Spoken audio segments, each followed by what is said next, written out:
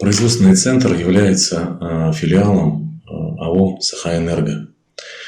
Численный состав производственного центра составляет 225 человек. В состав производственного центра входит 25 подразделений, из них 17 дизельных станций, расположенных в 5 районах Республики Саха-Якутия. Это Усьмайский, Алданский, Хангаласский, Вилюйский, Верхний Вилюйский. Основная задача производственного центра – это обеспечение безаварийной работы дизельных станций, подача электроэнергии в поселке, 17 населенных пунктов.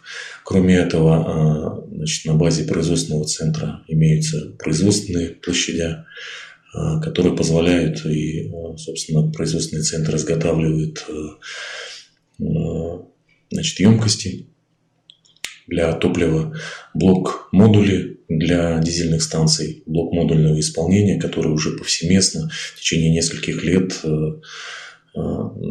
монтируется на северах.